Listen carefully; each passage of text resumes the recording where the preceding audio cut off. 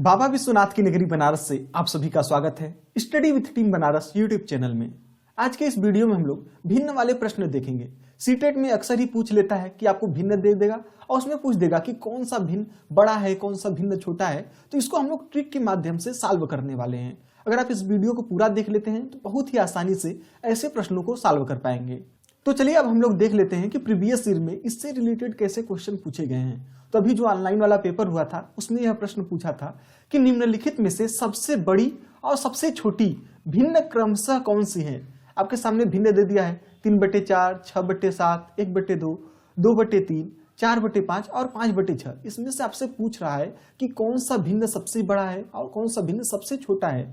तो ऐसे प्रश्न को देखिए जनरली लोग क्या करते हैं, इसका एलसीएम लेकर के सॉल्व करते हैं या फिर इसमें भाग दे करके सॉल्व करते हैं। तो इससे आपका बहुत ज़्यादा समय लग जाएगा। तो अगर हमें इसे ट्रिक से सॉल्व करना है जिससे हमें बहुत ही आसानी से कम समय में सॉल्व कर पाएं, तो देखिए यहाँ पर जैसे 3/4 दिया हुआ है, तो अगर आप 3 में 4 से भाग देंगे तो दशमलव में जाएगा, भाग देना दिक्कत होगा।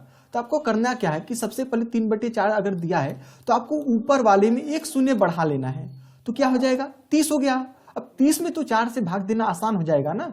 अब 30 में 4 से भाग देंगे तो कितना आएगा, 4 सते 28 आ गया।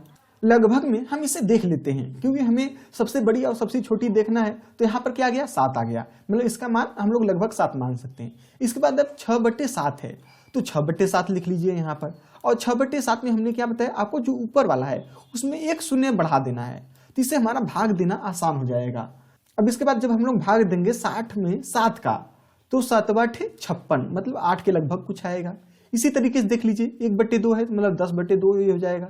अब 10/2 हो गया मतलब इसका मान 5 के लगभग आ जाएगा। नेक्स्ट देख लीजिए 2/3 है तो क्या हो जाएगा, 2/3 है मतलब ये क्या हो जाएगा, 20/3 इसको कर लीजिए और भाग देंगे तो कितना आ जाएगा, 3 छक 18, 6 के लगभग कुछ आएगा। इसी तरीके से 4/5 देख लीजिए तो क्या हो जाएगा, 40 हो जाएगा। 40/5 मतलब 5/40 मतलब इसका मान 8 के लगभग कुछ आ जाएगा। और लास्ट क्या दिया है, 5/6 तो यहाँ पर 5/6 लिख लीजिए तो इसको क्या हो जाएगा, 50/6 हो जाएगा। और 50 में जब 6 से भाग देंगे तो कितना आ जाएगा, 6×8 = 48 मतलब 8 के लगभग कुछ आ जाएगा।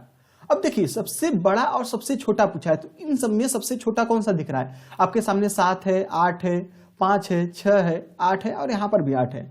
तो सबसे छोटा तो आपको यहाँ पर 1/2 वाला दिख रहा है। तो हमें तो मिल गया 1/2 सबसे छोटा है। तो 1/2 ऑप्शन में देखिए कहाँ कहाँ पर है।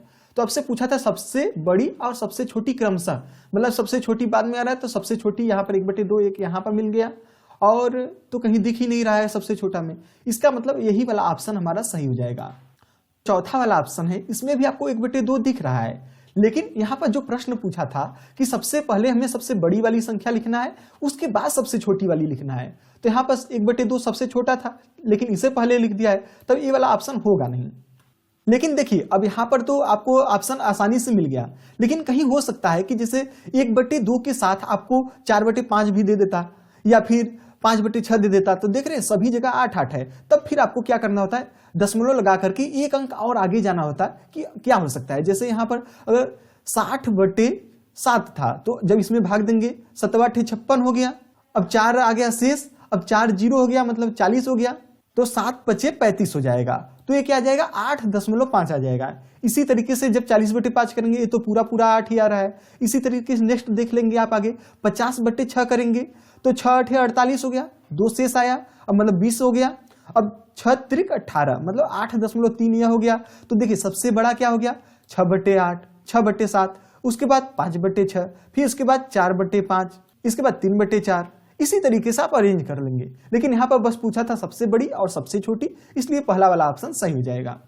अब चलिए नेक्स्ट क्वेश्चन देख लेते हैं कि निम्नलिखित में से कौन सी भिन्न 7/8 से कम और 1/3 से अधिक है। तो 1/3 के लिए सबसे पहले क्या करेंगे, इसको 10 कर लेंगे और 10/3 हो गया।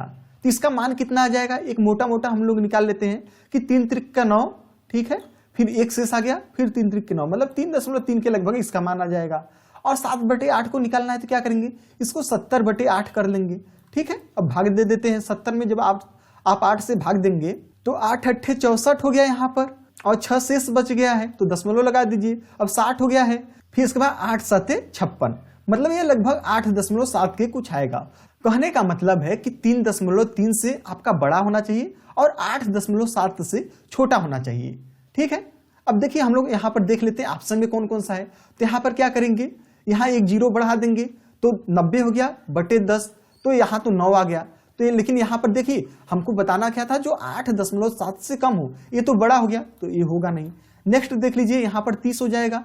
अब 30 में जब 11 से भाग देंगे तो 11 दूना 22, मतलब 2 आ गया, तो ये तो 3.3 से कम हो गया। हमें बताना था कि 3 और 8 के बीच में होना चाहिए, तो यहाँ पर 2, ये तो छोटा हो गया। अब नेक्स्ट देख लेते हैं कि यहाँ पर देखिए 17 है तो एक 0 बढ़ा देंगे, नीचे 24 से भाग देना है, तो देखिए 8 बार ले जाते हैं। तो अगर 24 में 8 का गुणा करेंगे तो कितना आ जाएगा, 24 गुणे 8, 8 चौक का 32, 3 हासिल आ गया, 8 दूनी 16, 17, 18, 19, मतलब 192 आ जा रहा है। इसका मतलब यह 7 बार जाएगा। तो यही तो पूछा था कि 3 से बड़ा होना चाहिए और 8 से छोटा होना चाहिए। तो अभी तक तो हमारे ऑप्शन में जो आया है 7 आ रहा है, इसका मतलब यह बीच में आ रहा है। ठीक है, तो यही वाला हमारा ऑप्शन हो जाएगा। इसी तरीके से आप नेक्स्ट वाला भी चेक कर सकते हैं। अब चलिए नेक्स्ट क्वेश्चन हम एक आपके लिए दे देते हैं।